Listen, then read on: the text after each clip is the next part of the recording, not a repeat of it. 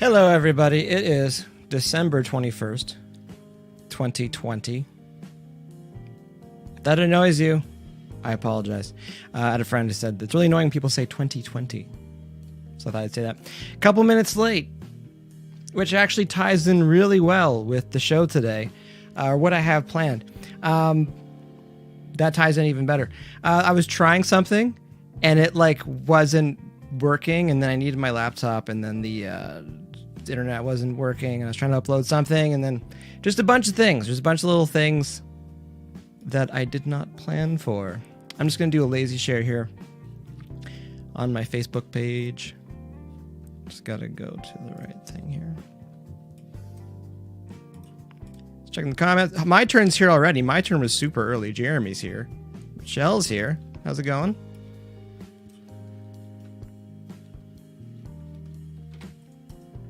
Lazy share on Facebook to get this going. Just give me a second here. Give me a second.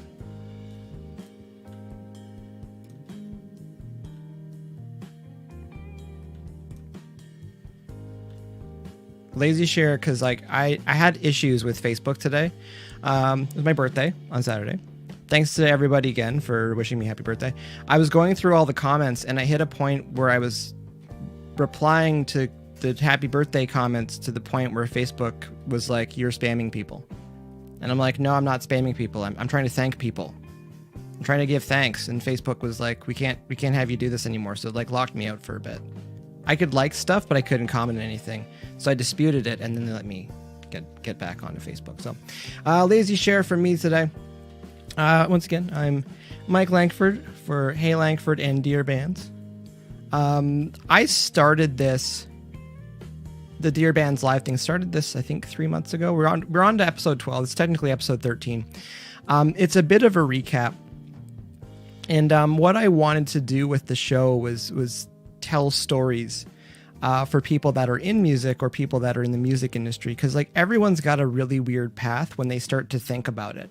Not weird in a bad way, but weird as in unique. There's usually 1, 2, 3, maybe 4 moments in their life where all of a sudden the course started to change and things started to seem a little bit clearer about how they wanted to get into music or get into radio or get into management or get into being in a label or get into being on the PR side, the promotion side. There's so many ways that people can get into music, not just playing music. So I wanted to help share and document some of those stories because I think a lot of them are interesting because there's a lot of musicians that feel like you just need to write a hit song and get a bus and that's success. But Oz, one of my guests on the show, radio personality from WJJO 94.1 Madison, Wisconsin, he asked me the question how do you define success? And I said, for me personally, these are some of the goalposts and things that I would classify as success. But really success in music or anything in entertainment in general, I would say success is being able to pay your bills, put food on the table, keep the roof over your head, keep the lights on. It's tough. It's tough for a lot of people. So, this year especially has been super difficult if you're part of live events or entertainment in general. So just being able to tell some of these stories about some of the challenges that we overcome and some of the weird left field opportunities that show up. It's fun to talk about those things, but I also think it's important for some people to hear. Cause just because someone tried a somewhat proven path, it doesn't mean that that's the path for everybody. So no guests today. Just me today. There's a couple times, and it ties into some of the stuff I want to talk about today. No guests today. The topic today is kind of some tips and some lessons that I've learned since starting this the last couple months. So I might not be focused on the chat. Chat's over here for me. I might not be focused on the chat for a few minutes, but there's just some things I want to just kind of let flow for a minute. So I want to check the chat though at the beginning. Liz is here. How's it going, Liz? Jeremy's saying That's why we wear so many hats to pay the bills. That is the truth. That's also very much the truth in music, especially these days. And it's only getting more and more, I would say, where people that are in bands or people that are in music entertainment, it's like, it's one thing to delegate jobs if you have the money and you have the resources to do that. But I'm a firm believer, like, actually it ties in really well in a second. I'm a firm believer that doing something like good is better than waiting for something that is perfect, because usually that perfection doesn't come, and usually I feel like when people are trying to chase perfection, they're usually making excuses why they're afraid to kind of go both feet in or just release something and kind of get out there, because especially if you're in music long enough, or if you're an actor or you're a chef, it's like you're going to make a lot of things and you can't get caught up in thinking like everything needs to be perfect. And one of the, it was really weird in the context. Really weird in the context that this person said it. It's one of the producers I worked for early on. And I'm not going to name any names because I don't want to get anybody in trouble. But we were working on one of the tunes, and I'm an open book with stuff, and I thought one of the songs was just filler, and like wasn't worrying. But it also, like, I wanted to make it better, and what was said to me is they can't be all home runs. And I was like, you know what? Like, it's still good. And I just kind of had a very different mindset after that, where I'm like, this isn't trash. It's just not as strong as some of the other songs on the record. So when he said, like, they can't all be home runs, it's like, well, why can't they? But at the same time, like, does the thing that's important, is that actually going to get done? So without further ado, I'm going to hop over here. It's funny because, like, when I had this idea, and like I just put this together, and when I had this idea, so I can't see the chat right now. I tried to do something earlier so I could see the chat too, but when I had this idea earlier, I'm like, I don't know if this is going to work, but I'm just going to try it, because that's what we do. So it's kind of there. It kind of works. Wish it was a bit lower. Anyways, tips and lessons for starting a podcast. And I have the words podcast kind of in quotes because I do have a plan to move this over to podcasting platforms, but I wanted to keep the video element because I think there's a lot of storytelling in facial expressions and in emotions, and one of the things too, it's like talking to Daryl Spring. He said, like, with some of the interviews that he's had, like, there's been really long pauses with people, and like, if you're not prepared for that and you're trying, I'm just noticing my head's like fitting perfectly in the spot there. When you're trying to keep the conversation flowing, it's like you need to give space for people to think and respond. And when you're doing stuff live, sometimes that gap seems really, really long and uncomfortable. But when you're watching it and you see someone is thinking, it's not the same as just listening. Because when we're listening to it, when it gets to the podcast platform, I can tighten that stuff up. But I think it's nice to be able to see that personality and the character of people, and being able to actually see when they're thinking, and see when, they have an aha moment or they remember something. And I think that was really important I wanted to capture that with the video. Just checking the comments here for a second. I gotta go back and forth because I can't see comments at the same time as all the I can't see all the comments as I'm changing. Basically, I built a slideshow. I built a slideshow for this. Don saying, I see this here. Don saying keeping the video element is a brilliant idea. Well, straight up, I love the Joe Rogan podcast, like the Joe Rogan Experience, and like, I like how they got the video aspect of it. I think it adds a pretty awesome dynamic to things. So I like to keep that, and also like later on, there's some future plans where like I'd love to have more people on. And it could be chaos, and it might be good to be able to see people's faces, and if their mouths are moving, you can kind of see everything that's going on. So I think that would be good. So anyways, without further ado, tips and lessons for starting a podcast. This is from my own personal experience here. So number one, start before you're ready. I forgot to fact check myself on this, but if you go to my YouTube channel, it's just Hey Langford, I started kind of a real-time vlog podcast type thing, I think in 2018.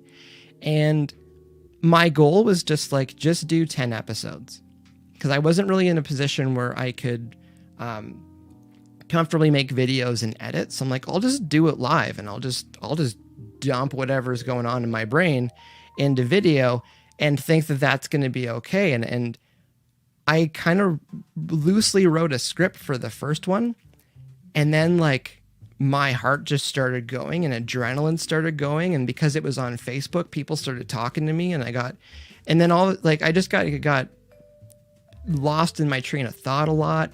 And it wasn't good, but it was a start. And I made a thing. I was just like, I just need to get through 10 episodes, and I'll kind of figure it out from there if I want to keep doing this, or if I want to change it up, or if I want to, as we say in business, if we want to pivot and try something else. And so I got through my 10 episodes, and I'm like, okay, I don't feel like I'm ready yet to do this. And also I feel like I didn't have the time to put into it to make the kind of content that I wanted. And this year, with with everything the way it's been with the entertainment industry, and especially with Tense Machine, and like deciding to do a lot of live streaming and finding StreamYard and realizing how efficient and easy it was to do things. And we started using it a lot. And I thought a second, I'm like, you know what? Like, I'll backtrack for a second here. I think it was in 2012, I started doing DearBands out of my old studio in Kensington Market here in Toronto. And I was having people by the studio and interviewing them. And part of me was like, I kind of don't want it just to be a Toronto thing. And so a couple of years ago, I bought a rig to bring with me on tour so I could interview people. Like I wanted to interview Farewell to Fear, and I wanted to try to get some guys from Fozzy, and like, because there's lots of stories there. Like every single person there has a story, and I'm like, I can get lots of great content, and it might be fun. But it's really hard to do that on tour. And I'll say shout out to Doc from Bad Wolves. He's got the X-Man podcast, and I saw him working on that and running that while we were on tour with Bad Wolves and Hollywood Undead. So I'm not saying it can't be done. I'm just saying at my point, I couldn't string enough stuff together to actually make it happen. So I think it was back in September. I was chatting with a buddy, and I saw a post, and I'm just like, screw it. I'm just going to start this today because I have no more excuses now. Like, we have the platform. There's lots of people looking for things to do online. I have the angle now that I want to talk about, and I want to, basically interview people and get their story and stuff. So I'm like, okay, like I got my angle, I got my why, and I've got the how.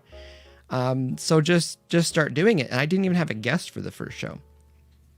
And I thought it was hilarious. Where Luke McKeelson, I'd made a few records with them and know each other for a better part of 10 years now. He said he was doing dishes, and I'm like, Luke, do you want to hop on and be on the show? And he's like, yeah. Because Luke, being a professional musician, he's just like, there's an opportunity to get my story out and to get some content. So he understood that too. So we hopped on and we chatted and caught up. And it's like starting before you're ready. Like, there's one thing to be building the wings on the way down. It's another thing to go like, let's just see what happens. Because like, if it's not good, people aren't going to watch it. No big deal. But also starting before you're ready, it's like there's a paralysis that comes along with thinking you always need more stuff. And even with Tense Machine starting out, like we did a lot of trial and error getting the gear together. We tried a lot of different webcams, because obviously there's a shortage of Logitech 920s because everyone was at home again, trying to work and do their meetings. So we did a lot of experimenting with our phones, our laptops, cameras, buying various cameras that were available, different mixers, different microphones, just different setups, trying to move things forward and always make it better. If we just decided we're not going to start this unless we've got the best everything, we probably would have never started it. And the way the speed that things were going, it's like that would have been a huge issue. So I'm just realizing I think one of my slides are wrong, but that's okay because I started before I was ready. Anyways, moving on to tip number 2, plan ahead. I'm saying this is a big one because I was really bad at not getting people, trying trying to think of the word for it, not getting my guests lined up early enough. I would usually ask them the night before or the morning of if they could hop on, and that was an error on my part. And so like it was good, but it just like it added some stress in the morning, because it's like, okay, I wanted that dynamic of like, let's see who we can get today, but at the same time, like it wasn't fair to some of the guests that I really wanted to see if I could actually get them on time. So there's the planning ahead of the guest. There's also the planning ahead of some of your graphics and, you know, how you want to lay things out. But at the same time too, I felt like it was okay to kind of go by the seat of my pants, for lack of a better term. Because some of the stuff too,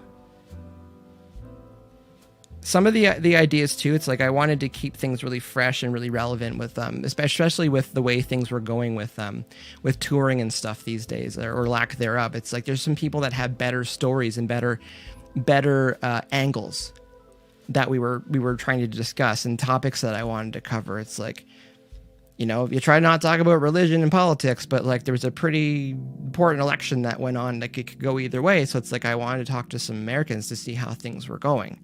And obviously with health considerations and stuff, there's definitely some angles where I wanted to get an American point of view. Yes, we have a Canadian music industry too. Yes, there's music industries all over the world. But when you're in North America, what the US is doing has a lot of impact on what everybody's kind of doing. I'm going to check the comments for a second here. Again, I'm sort of messing with. Okay, that's working. Back with the comments. Liz says, do you watch other podcasts to get ideas for yours? I listen to a lot of stuff on YouTube. I got my channels on YouTube I like quite a bit. If Joe Rogan's got somebody on that I'm really interested to hear what they're saying, then like I will listen to 3 or 4 hours of somebody talking, because like I love hearing what's going on in some people's brains. So I'm in real time putting another one of these slides up, because I think one of them's wrong.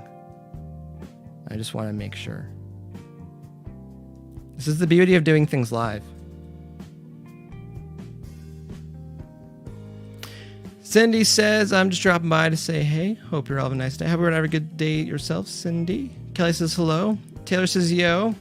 Alan says, thanks for the Christmas card. Hopefully we can catch up next year. You're welcome, Alan. Alan takes care of our merch. He's taking care of Dead Set merch and Tense Machine merch. Alan is one of the great people in the music industry, just making sure things get done.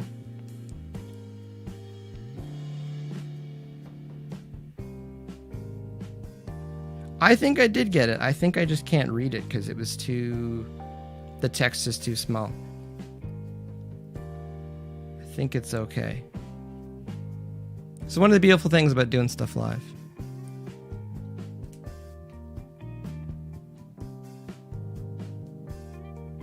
Yeah, I think it's good. Okay.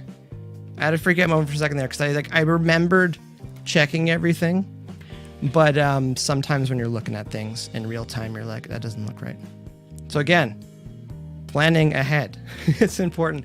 I've got, I would say I loosely have 6 to 10 guests lined up for January, February.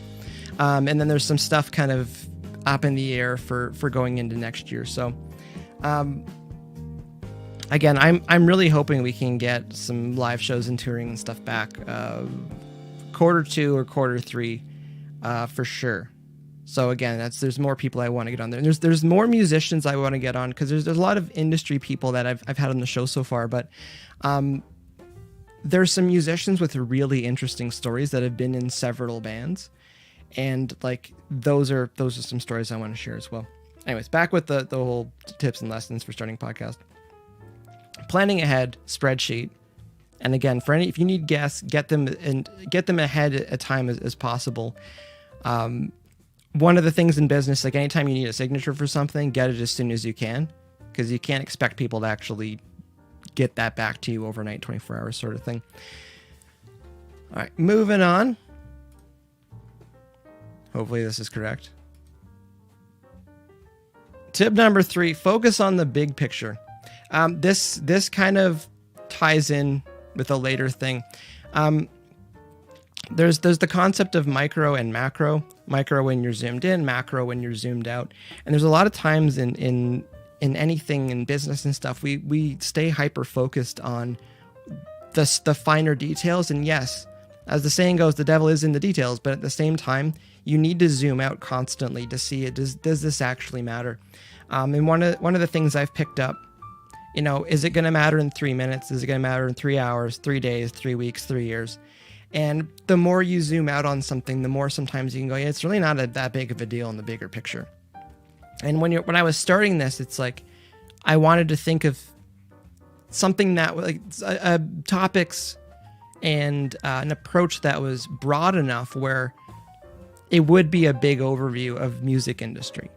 Opposed to just focusing on like, I just want to focus on just guitar players or just singers or songwriters or something. I wanted to focus on the bigger picture of the music industry because I think it's going to get, as Jeremy was saying before, like we wear a lot of hats these days. So the idea that it can get really messy if you're trying to stay too focused on people in the music industry and what those particular jobs are and stuff. So, but also like for me, focusing on the bigger picture, I didn't want to build something, well, if I get back on tour, or hopefully when I get back on tour, I can't maintain it. I can't keep it going.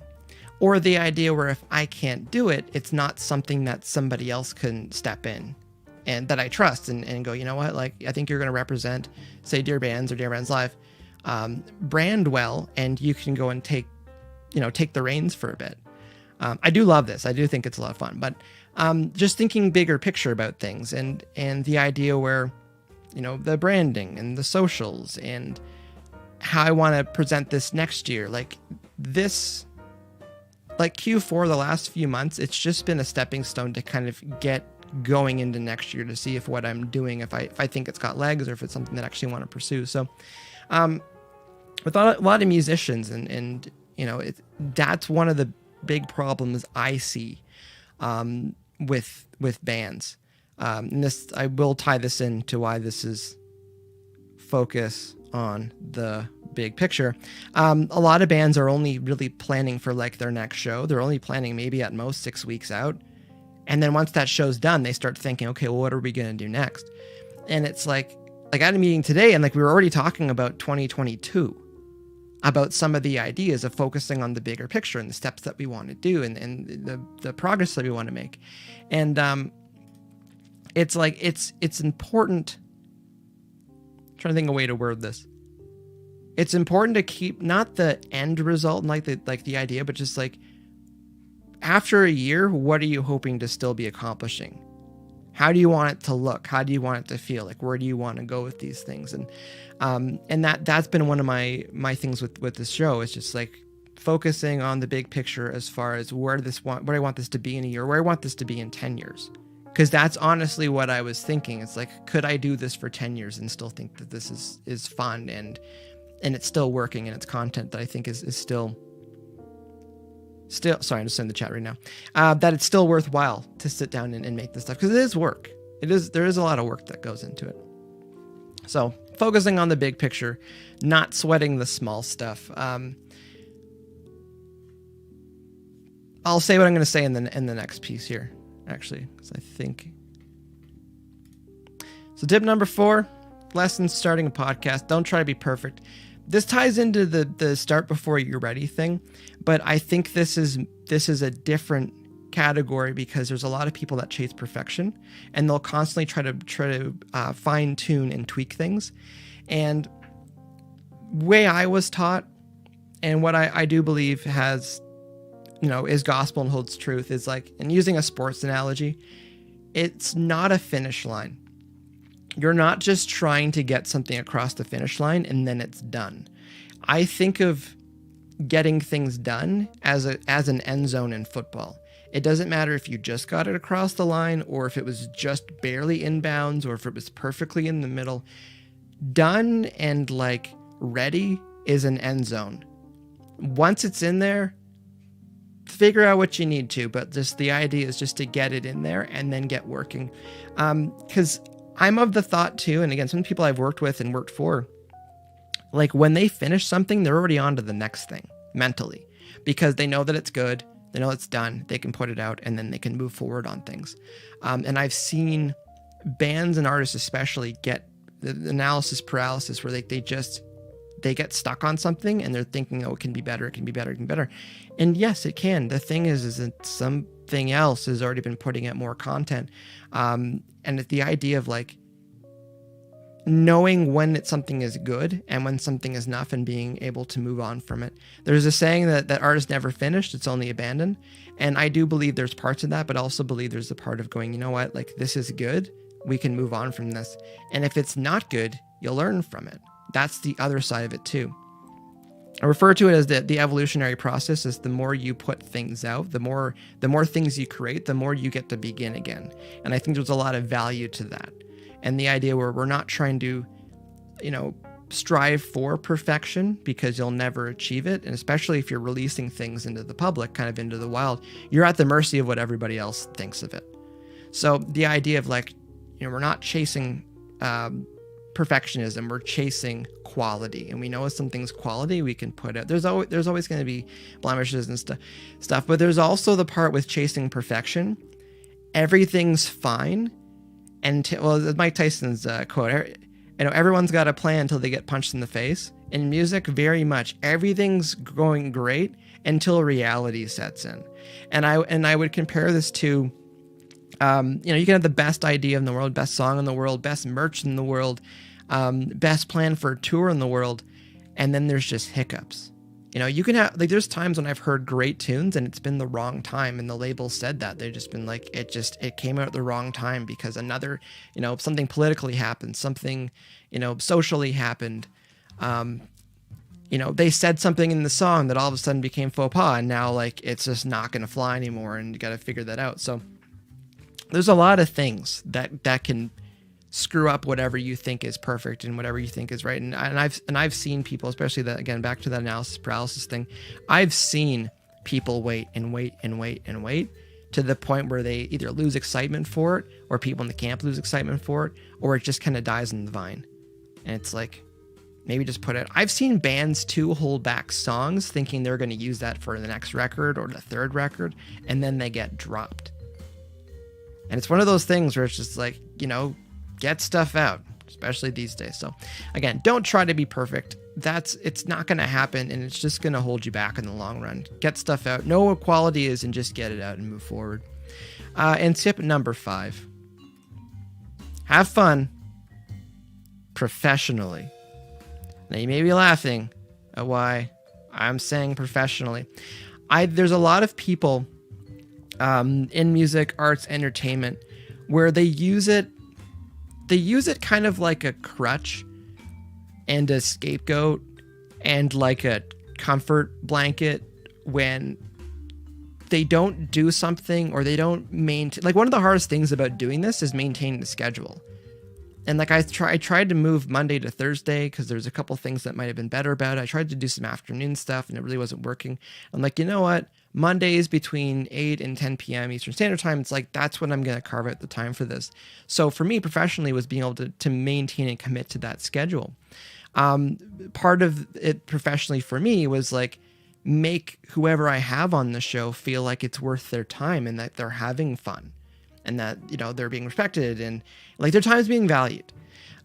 So back with bands, like, showing up on time and, being prepared for certain things and like just duties and just, descriptions of what the jobs are supposed to be. If you're just having fun, there's a lot of leeway and there's a lot of, you can be pretty relaxed about certain things. But if you are trying to do something more than a hobby, it's good to have fun, but you still need to be professional about it. And some people would say, fake it till you make it, but I'm more of the believer just for the job that you want. And the idea of like that falls under the professional umbrella, with things that you're trying to get across that like it's important to you, so you want other people to say that it's important to them. When you're giving the vibe that it's not that important, they might just brush it off and go, okay, I can't make it today, it's no big deal. So the idea that maintaining some schedule, maintaining some level of professionalism as far as your approach, paperwork, that's another thing too. It's like, not to dig at bands, but like there's times with bands where like they think they're ready for stuff, and then they get even just like given a show, like a contract for a show, and like they kind of look like deer in headlights when they get that. It's like, yeah, no, real shows have contracts. It's just usually your agent's dealing with them or management's dealing with them. It's like, that's how it goes, because money's being spent, sort of thing. And all of a sudden it's not fun anymore, because like they're starting to see like the business, the professional side of things. So like they don't want that. They want to just keep it loosey-goosey, and then they don't really need to worry about, looking presentable, showing up on time. There's a lot of things that you can do to kind of be unprofessional about it. Again, there's certain elements of what I do here that is pretty freeform, but at the same time, there's a lot of work that goes on behind the scenes, and like I'm excited about some of the plans for next year and just approaches to certain things. But the first part, the have fun part, I can't get there because the mic's in the way. The have fun part. Have fun. That's what kind of keeps you going. Because if you don't enjoy it, you're probably not going to put the time and the effort in. And importantly too, like when it's not saying that you have to have fun all the time, because the more you get into music, like especially like any arts or creative, like the more you get into the business side of things, like business isn't really that fun. You can enjoy the game of it, like the gamification of music industry and business in general, but like working spreadsheets isn't fun. Giving bad news is not fun. Having to filter and screen people is not very fun. There's lots of like not enjoyable things on the business side of music. But you need to find those things that you really enjoy doing.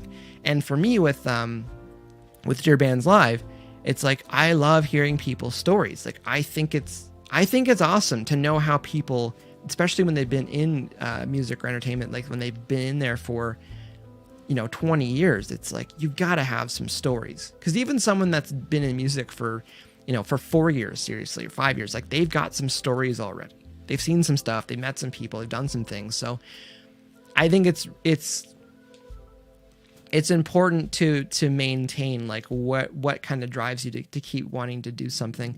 And even to bring it back full circle, it's like when I started originally doing this, I think in 2018, like it wasn't fun, because I was missing, as Oz would say, again, from JJO, I was missing the why I wanted to do this. I wanted to talk about some topics, and there's videos I wanted to make, but like I was really missing my core why of like, what do I think I can bring to the table with what's going on. So now that I'm there, it's like I could talk to people every day. If someone's like, you're talking to people every day about their story in music, and I'm in, like I could do that. That's not a big deal. I can do that from home. So anyways, that is, sorry, just a couple things in the chat here. Jeremy said, when I'm working, people say I'm too serious, too professional.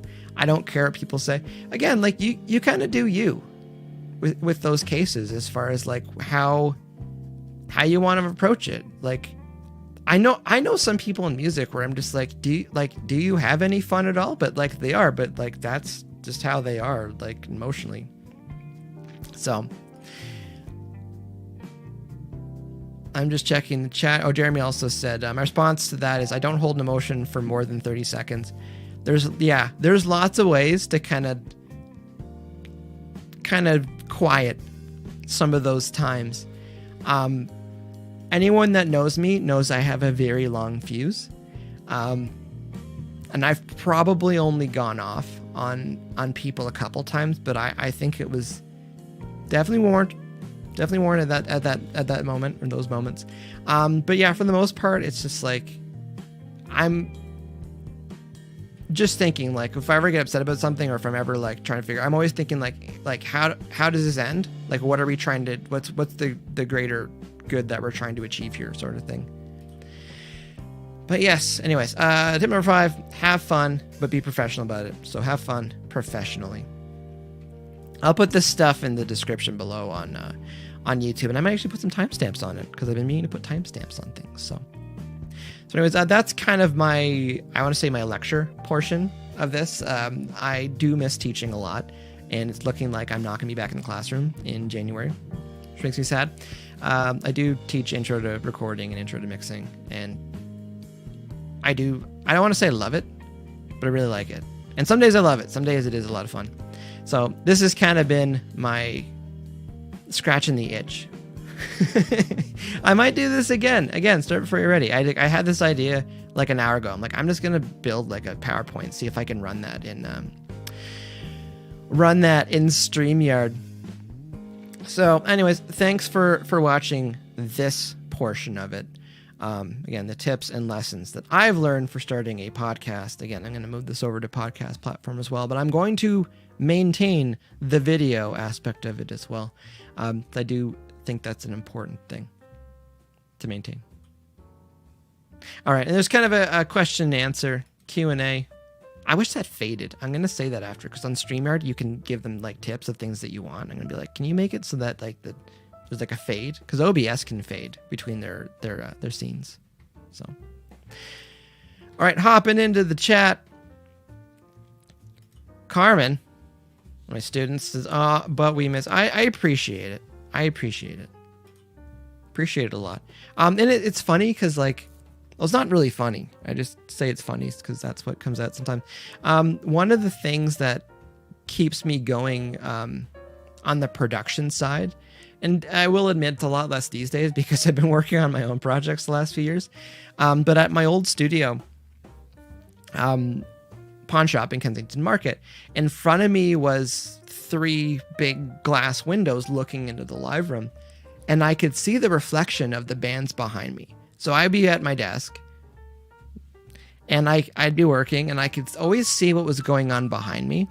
And there's several times where I would play them like the mix on my bigs, and it's loud and it's fun, and just seeing their body language of them like excited, because it's like it's their band, and to me, I think it sounds really good, and for them it's like it sounds really good and they're excited. And I remember the response more than the actual words, but it was basically like, oh my God, that's my effing band. And they were like laughing. The one guy in particular was like laughing because it sounded like big radio rock band. And that's what we were usually striving for in my room. So just like that to me was, yes, it's nice to get paid because I still got to pay the bills. Rent still needs to be paid, but it's moments like that kind of keep me going. And I would say transitioning from making music with a lot of bands to working on my own bands, like the transition from that feeling has been people being really appreciative of the music and the records, and like, favorite songs of the year, or staying on their playlists, or even with Dead Set Society, it's like a Nightmare hitting 8 million. And I remember when we hit 1 million, and Dead's Eye Into Everything was like on the charts forever, and like they hit 1 million like a month before us, and Dead Set, we were just 4 dudes in a van driving around America playing shows and just trying to get things going. And we didn't have big money behind us. We had some money to keep us alive, but we didn't have big money to push radio campaigns and get the machine going, sort of thing. And that's kind of where the transition was, where like, my why for making music is just getting that response from the fans. So, and it's awesome too, because it's like I really enjoy working with my friends and making music. Just checking the chat here. Kelly's saying, "Oh, that's fine. I took a class in high school with the beginning aspects of recording. I would have loved to have that in high school. We had stuff in our tech department, but our tech department was very much on computers and graphic design, and audio was kind of an afterthought. I will say, one of my early bands, I took a lot of the tech department music audio stuff, like recording stuff, and like borrowed it for a weekend and made a record with it. And that was kind of one of my gateways with it. It was not like I didn't know what I was doing. I knew like I didn't know if I could show people in audio what I did, like how I plugged things in to my computer, like our Pentium 3800 at that point, to record stuff. They'd be like, I'm surprised that it even worked. And I'm like, I was surprised it worked, but I didn't know what I was doing. I just kept putting adapters on things to try to get it into the line in on the computer and go from there. Just checking the chat here for a second. If anyone's got questions for DearBandsLIVE, or what we're going, plans for next year, or guests that you'd like to see on the show, like just pop that in the chat.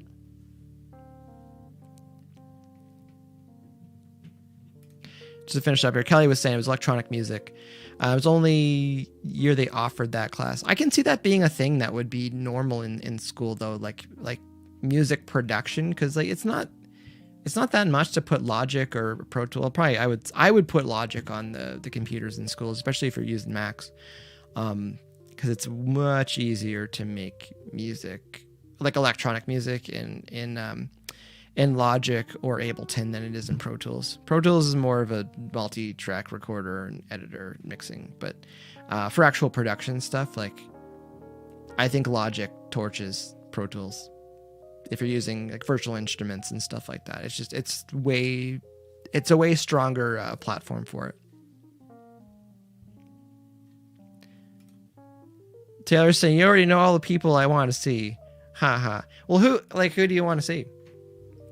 There's a few lines out already for some higher profile guests that I'd love to have on the show. Again, they've got interesting stories, so I would love to bring that in the fold. And that was one of the issues too in the beginning. I had a few bands that wanted on Dear Bands, and they're like, trying to think of a way to word it.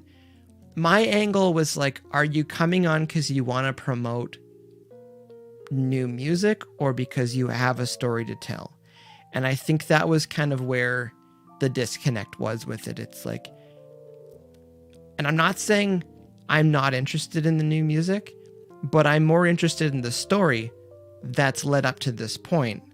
That's more interesting, because like everyone's got music coming out. That's not a thing, but like I love hearing about some of these twists and turns over the last 10, 12, 15 years that led to how they got to where they are, sort of thing.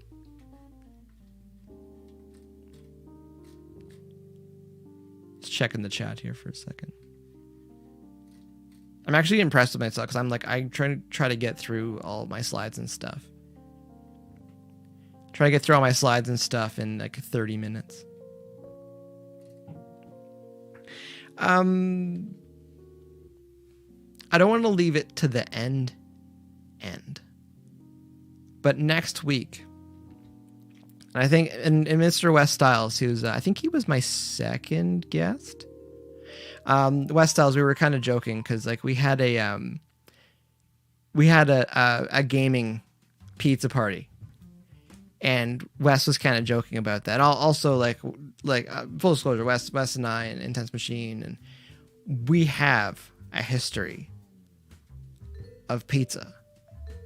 And I thought it'd be funny because, like, the other thing too, it's like I didn't want to have guests this week because it's really close to the holidays, and like I know people are busy right now, so I didn't want to say like, hey, excuse me, I don't want to be like, hey, can you be on my show this week? It's December 21st, and then also next week, same thing. It's like I didn't want someone to be like, hey, it's December 28th. Like, let's, if you want to be guests on the show, it's like, no, we can wait until next year to get those things going. So Wes and I, we're kind of going back and forth a little bit on it. And what I would love to do, well, I'm going to do it. I don't even care if I'm the only one that's here. But we've been talking about having another pizza party, but I'm gonna have a DearBandsLIVE drop-in alumni pizza party.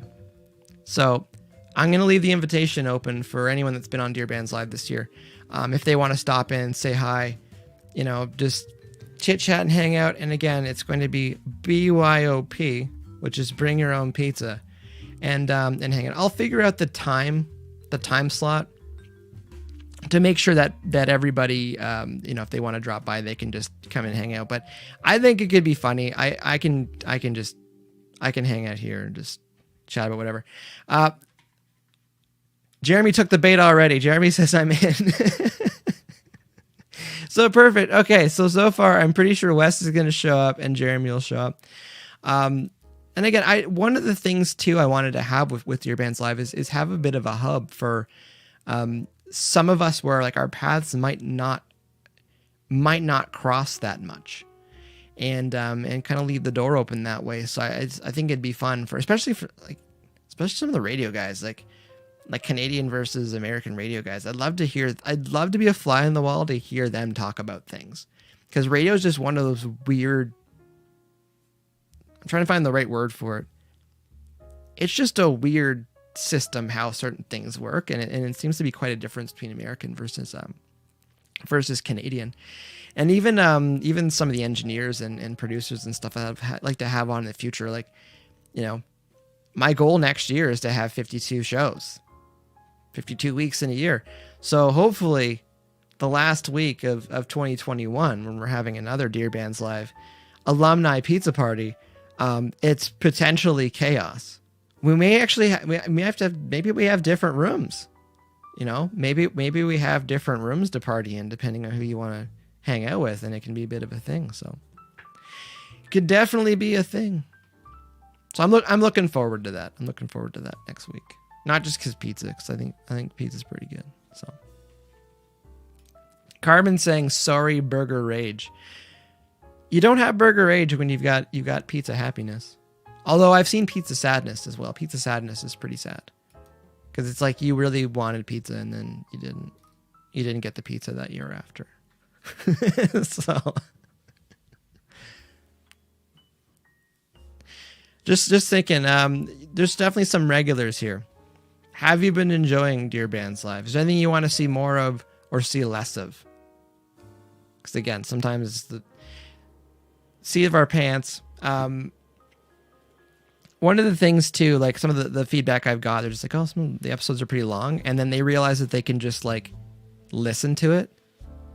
And there's one of those things too where like there's kind of a test where like as soon as someone decides to listen to something and they put their phone in their pocket and they just listen on their headphones or their earbuds or just let it play when they're doing stuff, it's like that's kind of a goal too. Because in these conversations, it's really hard to wrap them up in 45 minutes or an hour, as far as like them telling their story. And I've had a couple guests where they've told me like, they've got an hour, and I'm like, okay, well, I'll get through everything we need to do. And then we get close to the hour and their body language is like, let's just keep going. I'm having fun. And I'm like, okay, this works for me too. Because we're just telling stories here. So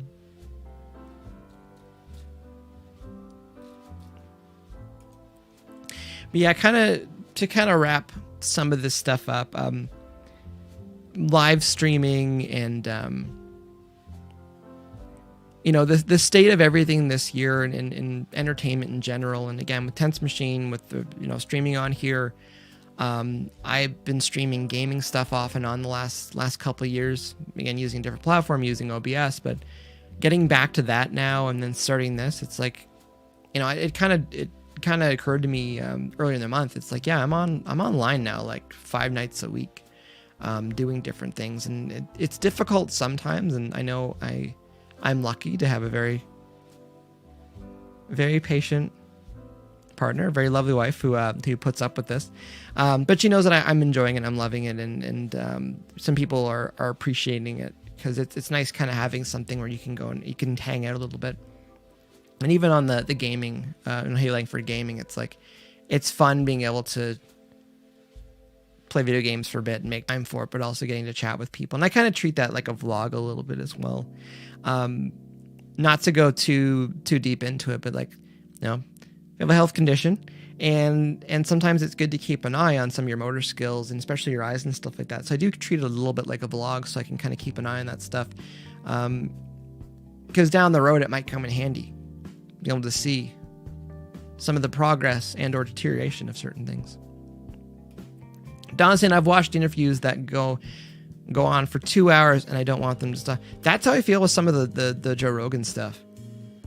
He's got something really interesting on, and you're just like, you're gonna have them back, but like just keep rolling. But like, you can't have someone for like 4.5 hours and be like, yeah, we're just gonna keep doing this. Like, people still need to go to the bathroom. Like, I love in Joe Rogan podcast where like people like gotta go to the bathroom. They're like, I'll be back in a second. I go to the bathroom.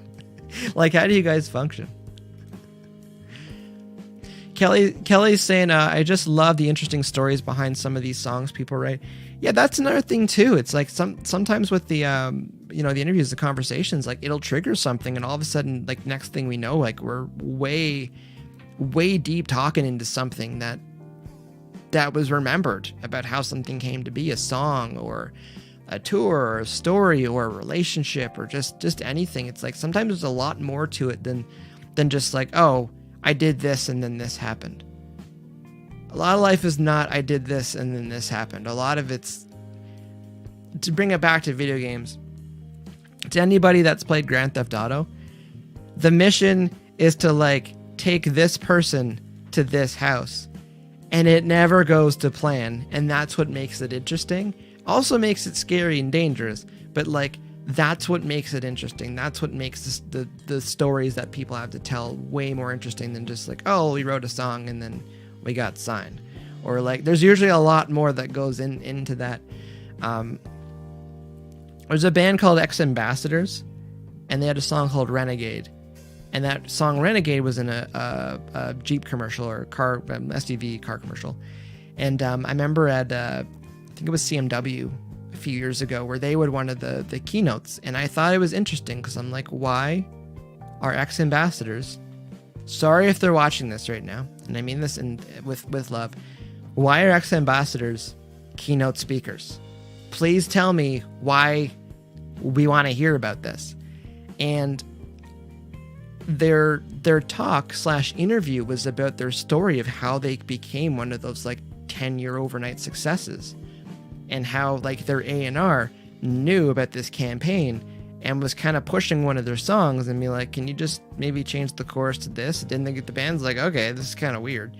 But they worked on it, and then they got their big sync license for the commercial, and like that kind of set a lot of things off and set a lot of things in motion. So like I remember hearing that story and thinking like that's interesting, because like people don't think about these things. You just think you're a band, someone discovers you, and next thing you know, you got a bus and you're headlining shows. One of my, I wouldn't say one of my favorite bands. My favorite band is Tame Impala. One of my top 3 bands is Tame Impala, because I can't not have the Hives up there as well.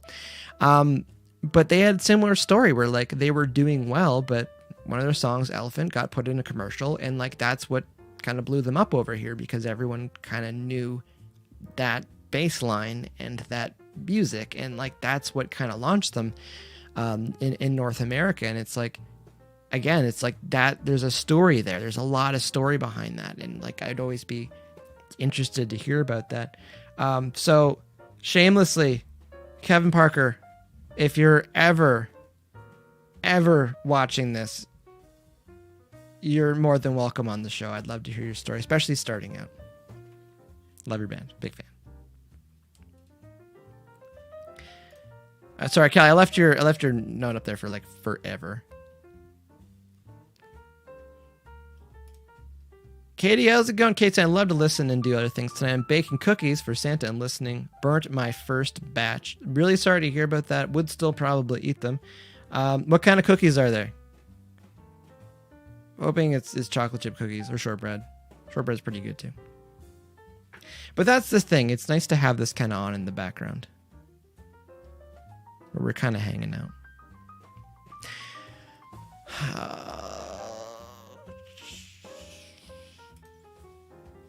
Oatmeal scotchies. Hope I'm pronouncing that properly. That's what Katie's making tonight. All right, I don't want to eat up too much of everyone's time. Okay, I just gotta finish this. Katie's saying hubby will still eat the burnt ones. That's part of the job descriptions and job duties with partners. Someone's got to always eat the food, no matter how good or how great it is. So, again, I don't want to keep people too long tonight. Again, I appreciate everyone that's been supporting and passing along kind words of encouragement since starting this, and especially give thanks to all my guests so far this year that I've had on the show. So again, like it's usually don't give a lot of notice to everyone that's been on here. I just want to check something quick.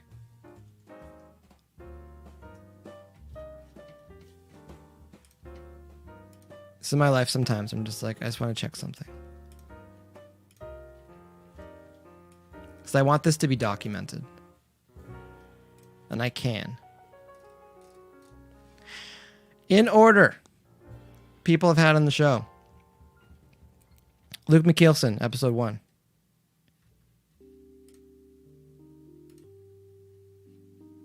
Episode 2, we had Cliff Menzies, Andrew Parmalee, civilian. They were fun having on the show too, because like they bring a lot of perspective. Again, there's a lot of bands, a lot of artists this year. We're just like, I've been wondering what people have been up to, and like they've killed it as far as content, and just it's a lot of work. And also like Andrew, he did the production on a lot of stuff, and I know what it feels like to feel like a lot of stuff falls on your shoulders to get content out and to get things done. And I'm not saying it's a thankless job, but sometimes people don't realize how much work goes into it. So hats off to you, to Parm, for the amount of work that you've put into that band and put it this year. Again, these are uncharted waters for a lot of people and a lot of bands. So again, it's just, we're doing the best that we can to keep putting music out and keep putting content out. So props to you for that. Episode 3, Wes Styles. 96.7, program director in Bloomington, Illinois. Wes is fun. Wes will be on Pete's Party next week. Kyle Mathis, episode 4, guitar player from Parabel, but also Kyle started a music shop online called Musician Madness or Music Madness. I've known Kyle for a long time, working with Parabel. I think I've made 7 records with Parabel at this point. So yeah, it was fun having him on there, but also just talking to Kyle too, because he's, I don't want to say he's a new dad, but like he always, when he talks about it, always sounds like he's a new dad. So just the idea of like bringing kids into the fold if you're in a band, just kind of how that dynamic can change, because it can disrupt a lot. It's a beautiful thing, it's a wonderful thing, but at the same time, from a business point of view, that it can take up a lot of time and a lot of focus and energy, and it's like, it's important to see if you can find a balance, and if you can't find a balance, it's important to figure out how you want to move forward with things. Episode 5, we had Nathan De Silva. Nathan I've known for a long time as well. Great band, Slide. Changed to The Slide because of searchability and discoverability issues. Again, Nathan is a guitar player. I didn't rip on him for being a left-handed guitar player, but it was an important element or aspect I want to talk to him, because he has his own band, but also like he's a constant gigging musician, and when you can't do that anymore, that screws up your income a lot. Because he's got some steady bar gigs, he's got side musician gigs as well, and it's like all of that came to a screeching halt this year. So that I wanted to hear his story for things, and he's taken the reins too with streaming this year. He asked me a few questions about Twitch, and he's been on there doing playthroughs of records and gaming and just hanging out. I'm like, you just start, just go do it. Episode 6, Nicholas Bell Sr., great agent, great guy, music fan, super easygoing. He was actually Dead Set's first agent, and he's the one that reached out to us to get us on the road, and that kind of got the ball rolling with a lot of things. I'd love to have Nick back on once we kind of see the green light going as far as like getting back out playing and stuff next year, because I'm curious to see his angle on things. Sorry to everyone in the chat that's like, see you later, have a good night, see you Wednesday, and I just keep going here. I wanted to mention everybody that I've had on the I was just gonna rhyme off all the names, but again, it's my show. Episode 7, Joe Alfano, PR marketing guru. I would go that far. He had a lot of good ideas, and I've seen him build a couple bands really, really well, really, really quickly. So it was great having him on. And he was one of those, I would say he is the hero in the sense of the show that day. I think it was a couple hours before. He's like, yeah, I'll do it. And I'm like, sweet. So I was just going to do question and answer. And Joe's like, I'll hop on. So that was awesome. Thanks again, Joe, being a hero that day. Jeremy Isbell, we see in the chat still. Jeremy, I'll say Nick is awesome. It's a nice community here. It was fun having Jeremy on. Jeremy, wicked front of house, live sound engineer. It's great having him on with his perspective. And I did not give enough props to his amazing laser light show going on behind him during that episode. Because my initial reaction was when I logged on and saw him. And I couldn't recreate that excitement again. So I wanted to make sure Jeremy understands that it was appreciated. I was overwhelmed, and I felt visually underdressed for what Jeremy brought to the table with how cool his stuff was. And he actually sent me pictures today of his new jam room that he's working on, and I'm just like, where'd you get those lights? Because it looks freaking awesome. So thanks again, Jeremy. Episode 9, we have Scott Osborne from WJJO. I think a Solid Rock 94.1 in Madison, Wisconsin. We met Oz really early on when we were doing the rounds for radio for Dead Set. We played Taste of Madison a couple of times. Just super awesome guy to chat with. He's one of those minds where I could talk to him for probably 8 hours straight and tell him like, okay, I think we put a full day in. Cause he's got a lot of perspective on stuff, and he's interesting, and he's the one that Jeremy's saying JJO is the best radio. You're biased, Jeremy. You're biased. It is pretty awesome though. But talking to Oz about stuff, like he's the one that kind of made me realize that like, what is my why? Because Oz talked about what his why was. He was curious to talk to these bands and get stories behind songs and stuff, like how it came to be. And, you know, that made me rethink how I thought of these, like how I thought of like how I wanted to run the show and go forward. Deja Martineau, episode 10. I would say, I'm trying to pick my words wisely.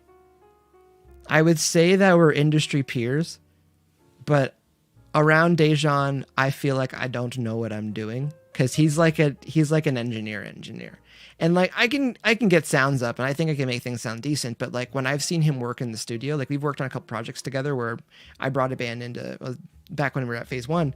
I bring a band in and like Dejan be lead engineer on it, and I think it's Darren McGill was assistant on those, and like watching the two of them interact and like work, I'm like, I can do this, but the efficiency that you guys have and the knowledge that you guys have, then again, you're working with this stuff a lot more than I am as far as the consoles and like what their mic closet has and whatnot. But it's just like,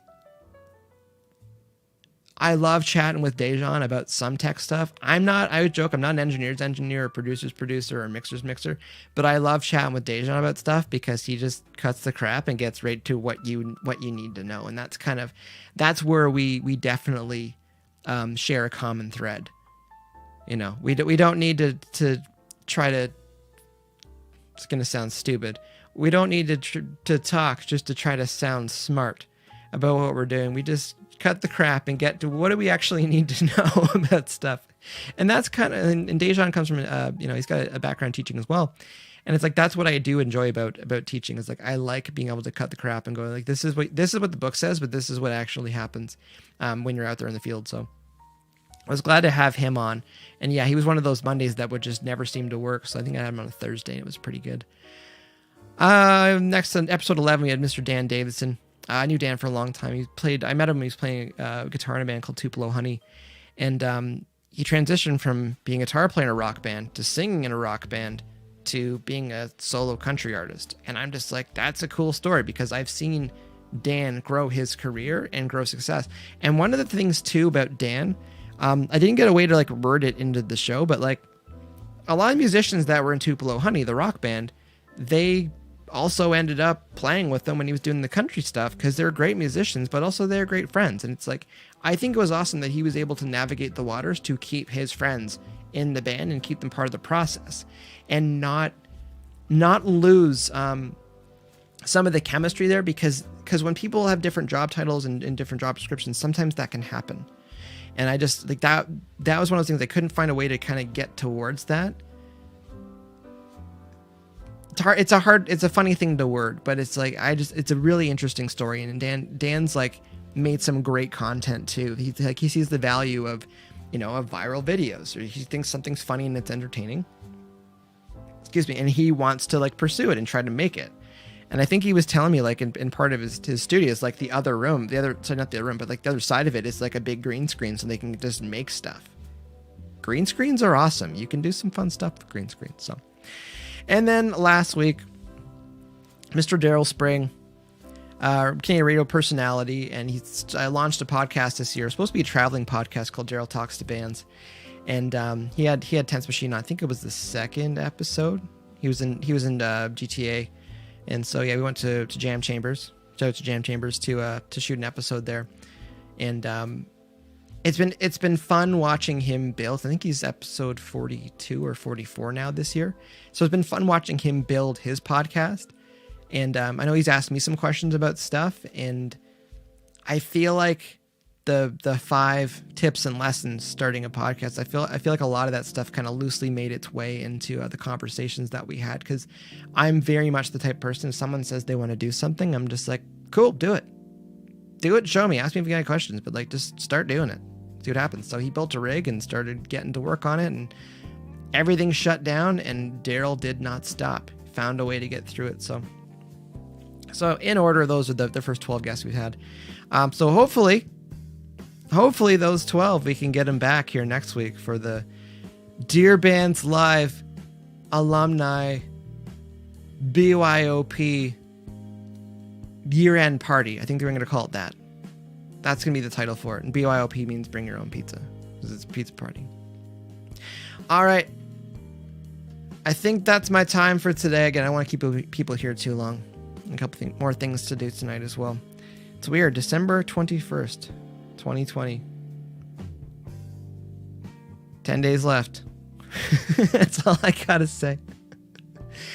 All right. Thanks again, everyone, for watching. Again, if you're watching on YouTube, remember to like, subscribe, and comment. If you're watching on Facebook, just remember to share. Much appreciated. I might make a Twitch channel for this too. There's just a couple things I want to do, but again, with StreamYard, we can blast this all out. I do appreciate everyone hanging out in the comments. See everyone saying goodnight again for the second time. I do apologize. That was false alarm the first time. All right. I will see everybody probably tomorrow night on my gaming page, Hey Langford Gaming.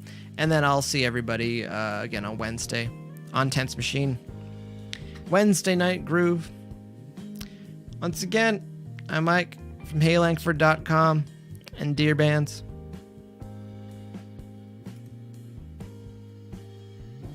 Thanks for watching. Talk to you guys later.